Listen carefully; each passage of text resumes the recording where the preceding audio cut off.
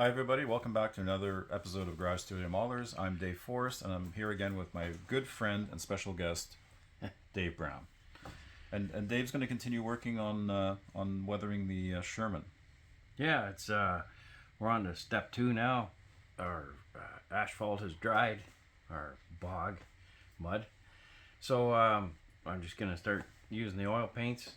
I just brought a piece of the hemp with me that always goes a long way. Now, the hemp is just like I say, it's just for wrapping bags and stuff. Oh yeah, but you have the fine fibers. It's great. Yeah. But it's great stuff. So this will be all the bog grass and the Nice. the stuff that the bogies and the tracks will. So maybe if we do a final episode, this is sort of number 2 or number 3. We'll start adding this to the And work that into our collection. The simulate that things. grass and and then finalize the nice, the dirty part and the mucky part of the Sherman. nice. So Yeah.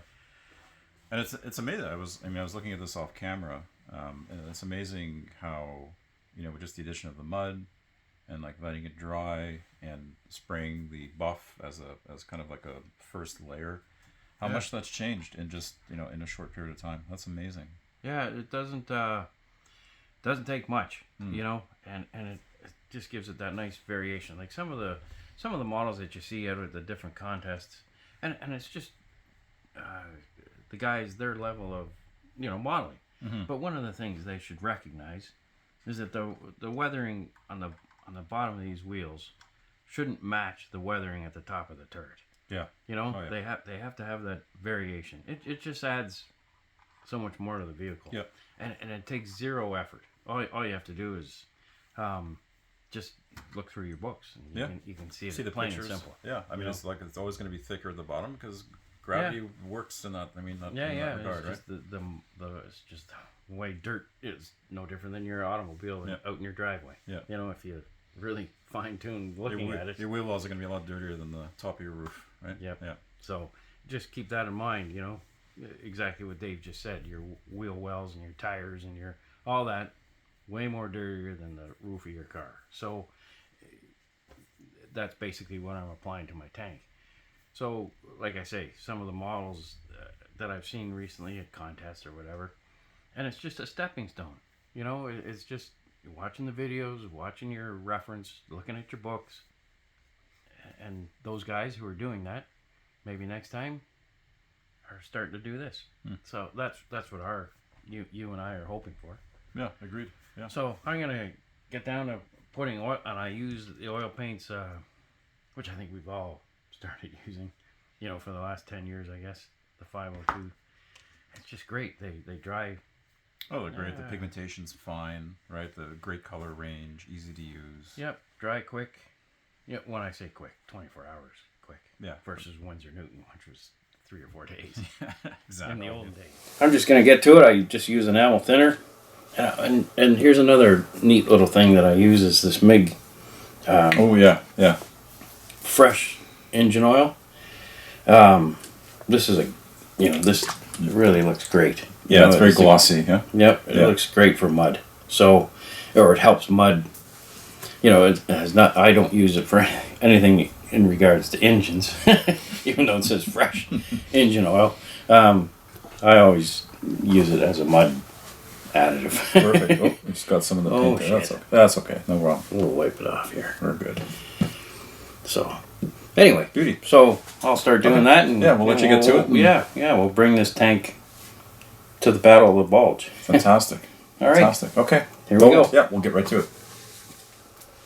Okay, so we've let it dry thoroughly. I call it asphalt. Obviously, it's our bog mud. And so now what I'm going to do, the first application is to use this fresh engine oil, and it's brought out by MIG. Unfortunately, I've lost the product number. Maybe it's on the cap. There we go. The cap number is 1408 for those looking for that product on your local hobby shop.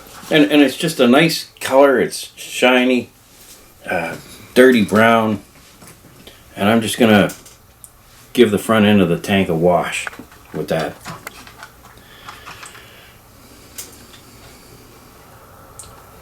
Now, why use that as opposed to just a wash? I think it's a little transparent. You know, it's if I use the oils themselves, it's fine, except I just have to use a lot more thinner with the oils. Right. Whereas this probably is already thinned down and a little more transparent. You can see just by dropping it on there. Yeah. It's already, taking that sort of moist flow of water, and like that's just a typical stain that would come as this tank is plowing through, say a stream or like we keep using the word bog, a freshly turned farmer's field. It already is working. Yeah. Yeah. But I'm just going to move it around a little bit, and it just carries a great color too.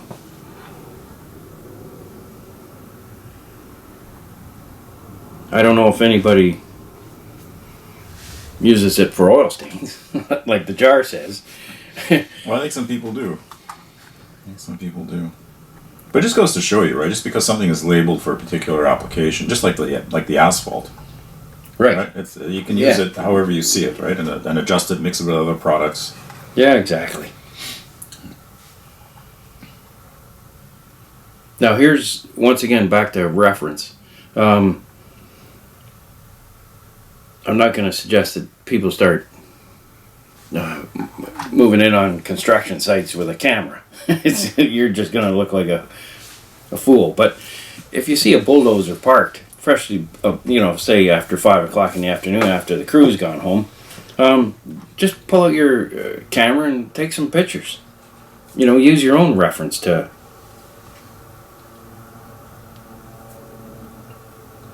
And I don't want to use strokes here. I just want to. Just want to drop it in place and let it capillary action or whatever kind of run its course. Yeah, let gravity sort of take it down the road.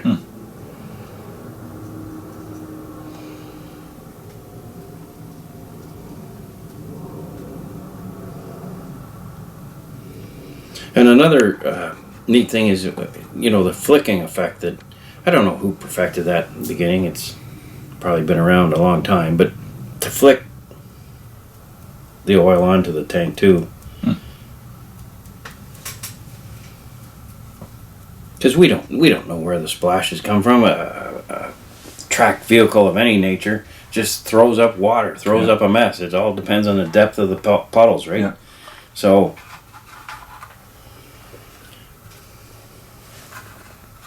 But anyway, there's our first coat of oil paint, and again, it's just one more texture, one more layer of neat weathering. Yeah. And I know that you're working on a Stug, Dave, and it might be more into the December, January type of weathering, and so you're gonna not do it exactly the way I've done it, but it's neat to combine the two. A little bit of DNA from all these different modelers, Rinaldi and Dave Forrest and myself, and a few of the others. Your model's going to look terrific in the end, and it's going to be your own. It's I don't want anyone to sort of think that it's my way or no way. It's a combination of 10 modelers and bingo. You've got something you really like. Take what you like and what you feel comfortable with and incorporate it, right?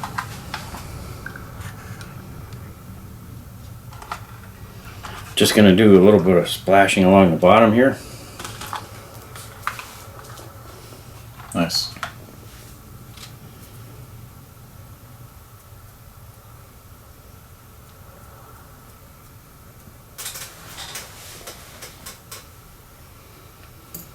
So and it's going to be hard to see from distance.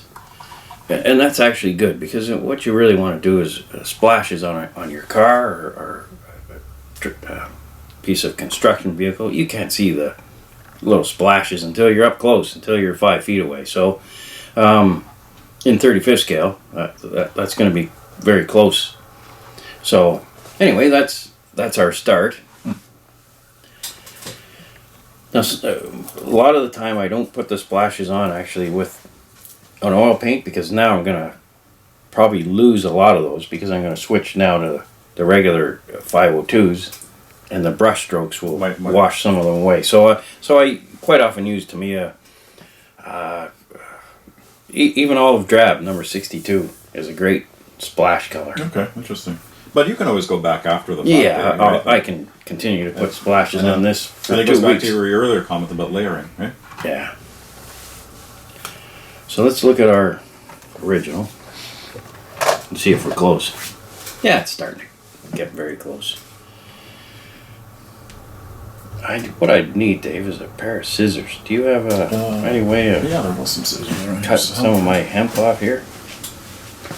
But anyway, I'll start putting on the oils.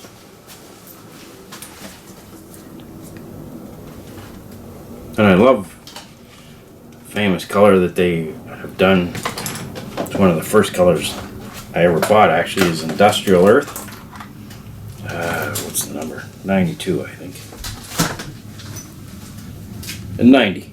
Industrial Earth from 502 is product number 90.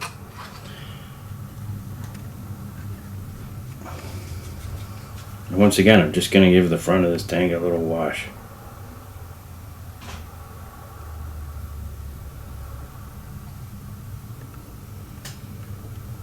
And our little running board here that we put, you know, our little fence post, in real life that's going to change how the splashes happen. So the decal is really worn on the bottom of it, but above you can still see hints of the American star.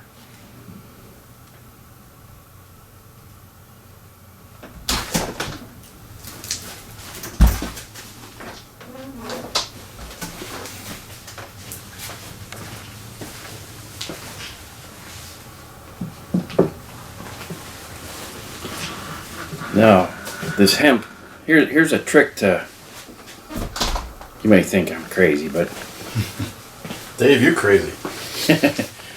what I did a year ago, maybe just before the winter, maybe in September, October, is I took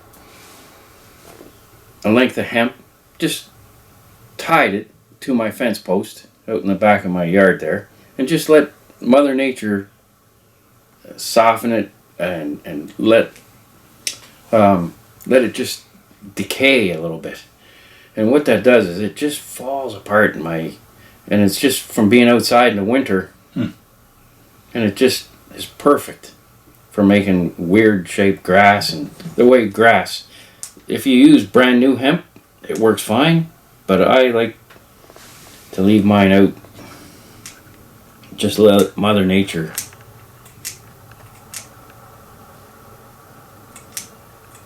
So I mix the hemp right up with the oil paints.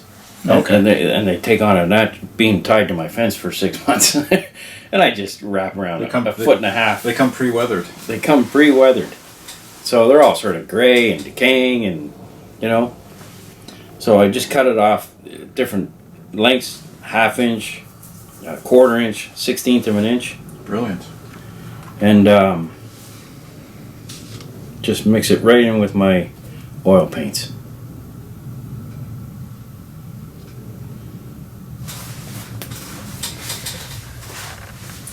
So at this point, you're just putting oil paint in areas, and then you're going to work on blending it, yeah?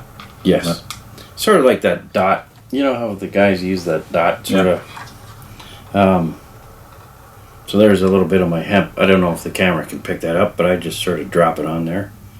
And you're going to lose it. You're going to lose some of it as you because the downstrokes of your paintbrush, it's going to fall off as well. So it may look like I'm putting all kinds of it on there, but in the end there's going to be very little sitting here. But I just mix it up with my oils.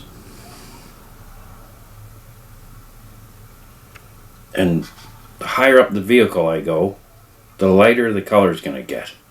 And it's just back to what we talked about earlier about your automobile. There's just less and less as you move up the vehicle, and lighter in color. And that's only because it's dried. You know, you're not going to have that dark sort of color.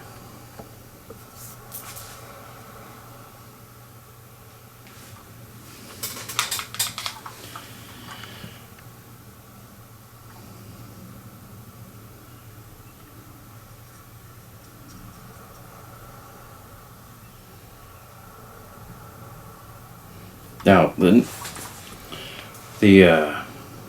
just jam some hemp in the corner here. And I guess when it all dries, the oil paint will kind of fix the hemp in place, right, Davey? Yes. It'll act like a cement. Yeah. Yeah, so it requires no glue. It'll just...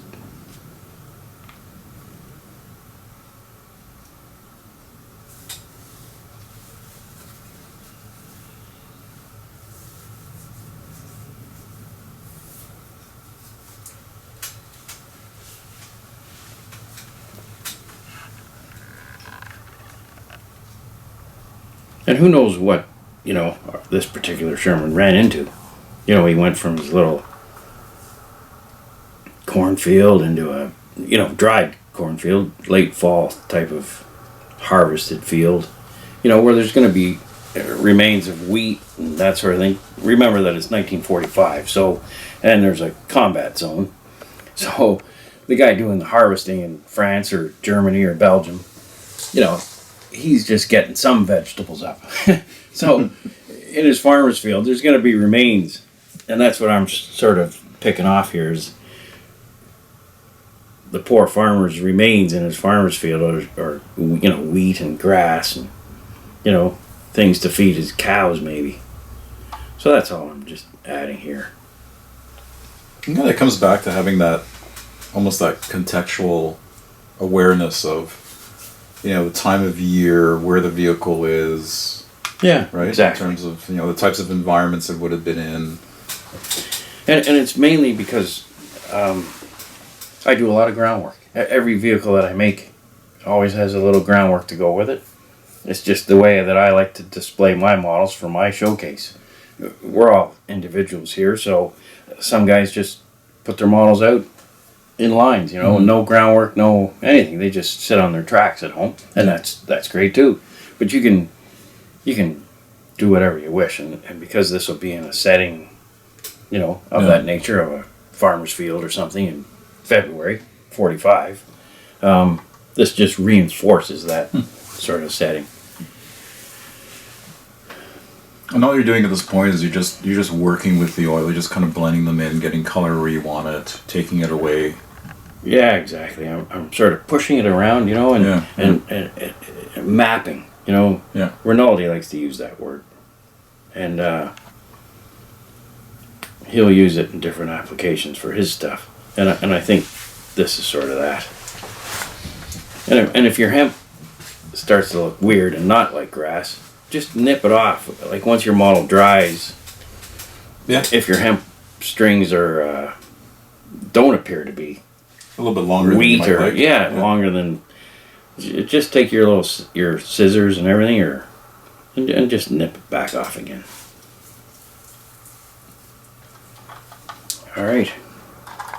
And then what's neat is, because the things that they take on and off of the vehicle, such as a piece of extra track or an extra tire, those things go on and off the vehicle maybe once a week, maybe every third day. So weather your whole front end as if they were never there, and then just drop them on. And in our next episode, I'll get into the stowage that might be on the front of the tank and weather those and show how, like I say, they take them on and off.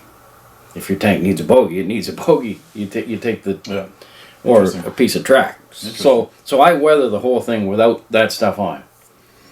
And then slowly add it. I'll have maybe 2 spare wheels sitting on the front, one extremely weathered, one brand new. Yeah. That tells a story too, right? Yeah. It just adds a little bit of different texture to it. Yeah. So, now Dave, you're working on a winter stug, are you not? Yes. And I'm sure that your tricks for weathering the mud and everything are fortunately different than mine slightly, and maybe if you want to talk about those. Yeah, maybe I'll bring the stug up and we can do a quick comparison. Yeah. And we can chat about kind of contrasting. And I think it's largely the same, but there are some little bit differences. But yeah, I think watching the last couple of episodes here, Davey, you've certainly given me something to think about, right? Another option.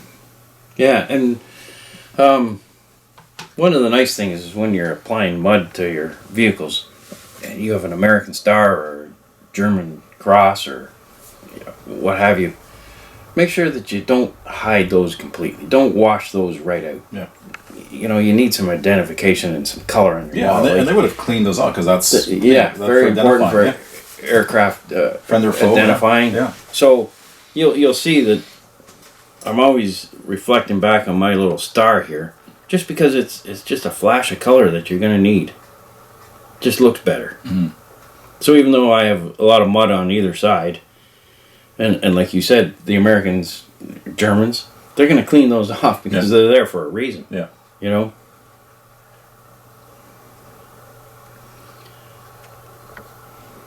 Yeah,